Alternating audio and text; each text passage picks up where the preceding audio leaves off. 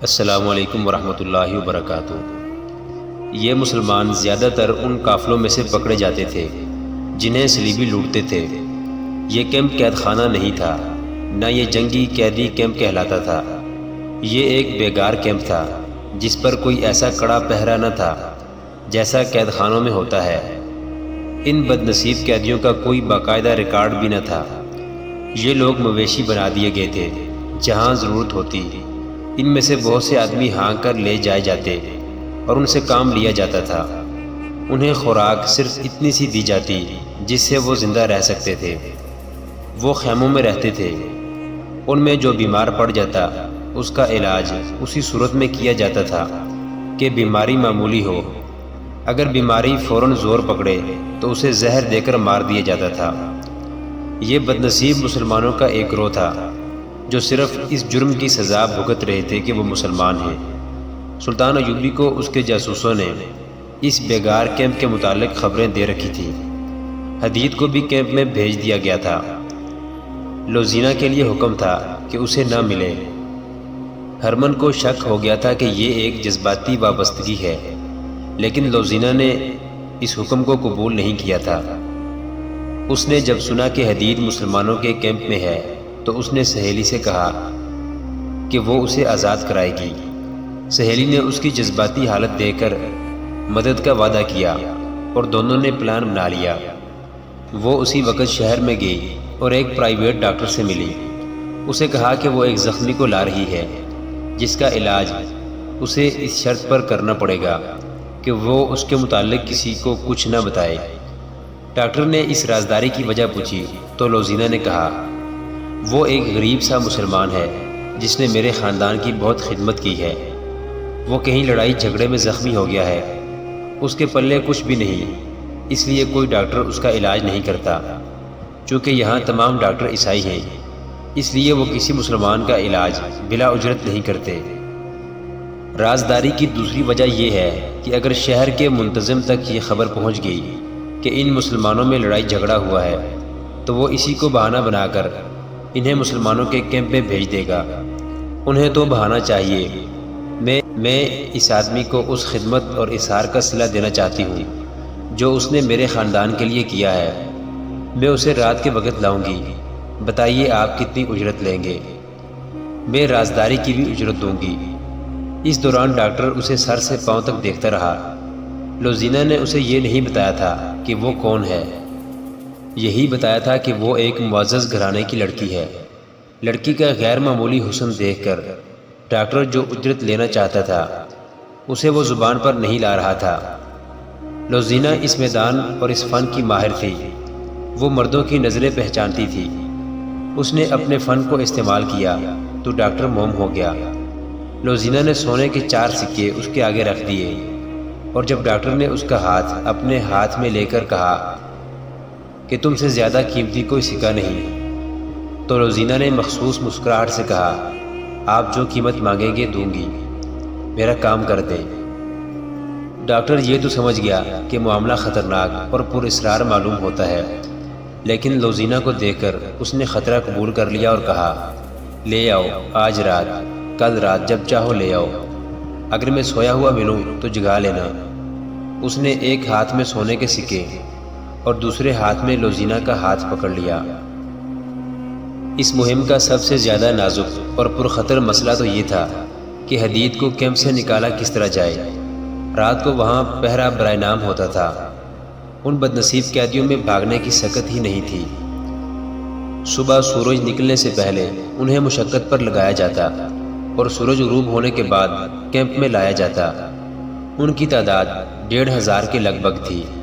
لوزینہ کی سہیلی نے کیمپ کے متعلق کچھ معلومات حاصل کر لیں، جن میں ایک یہ بھی تھی کہ زخمی اور بیمار قیدیوں کو معمولی سی ایک ڈسپنسری میں ہر روز بھیجا جاتا ہے۔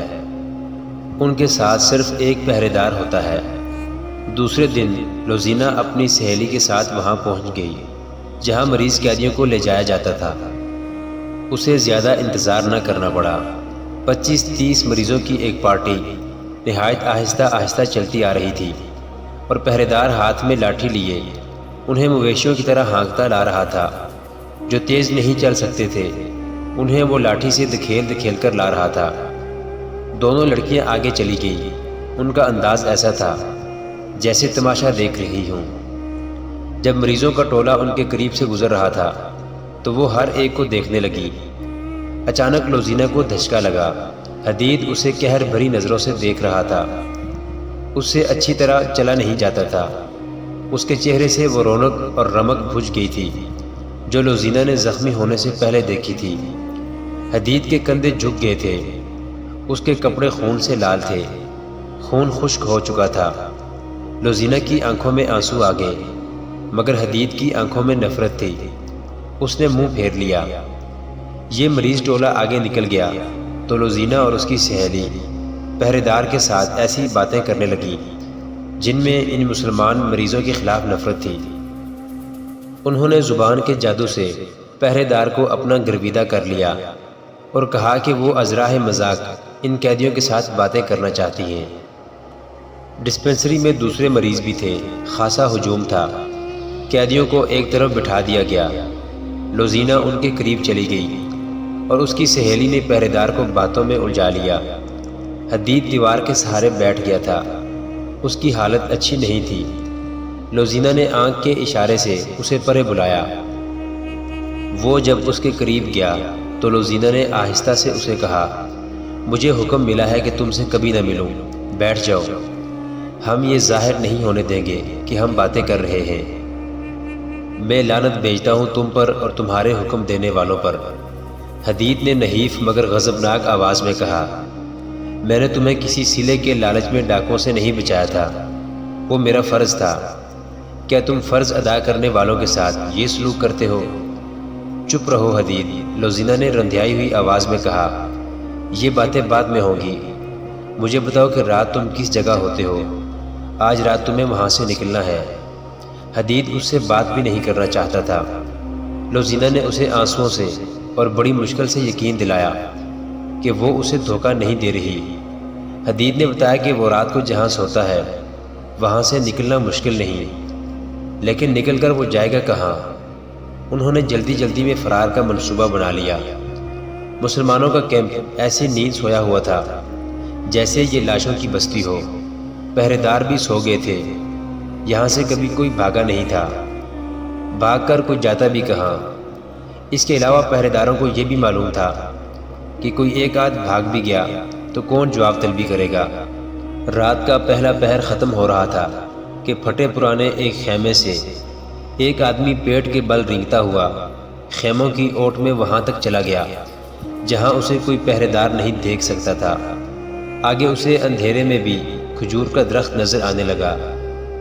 جہاں تک اسے پہنچنا تھا ایک سایہ سر سے پاؤں تک موٹے کپڑے میں لپٹا ہوا کھڑا تھا۔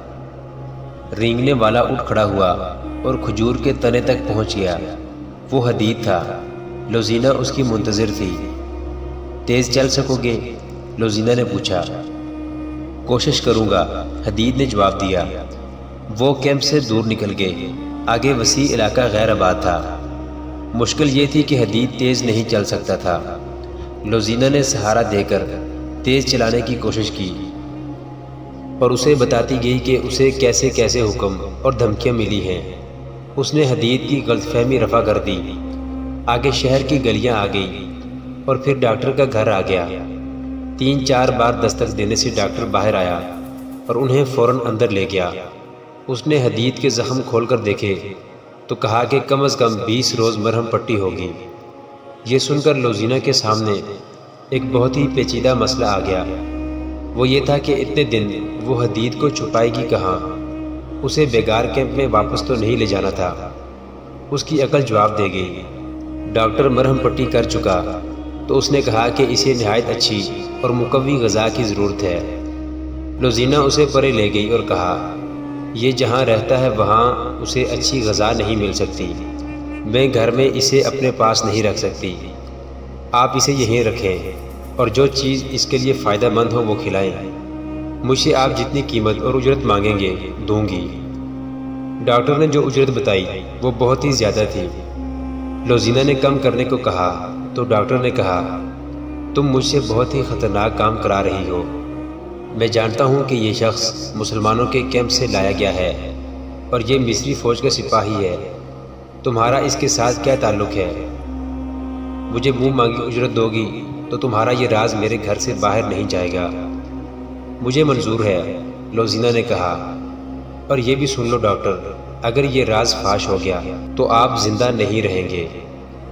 محترم ناظرین، صلاح الدین ایوبی کی زندگی کے واقعات پر مشتمل سیریز دیکھنے کے لیے چینل کو سبسکرائب ضرور کر لیں۔ گزشتہ اقساط دیکھنے کے لیے چینل پر پلے لسٹ کا وزٹ کریں۔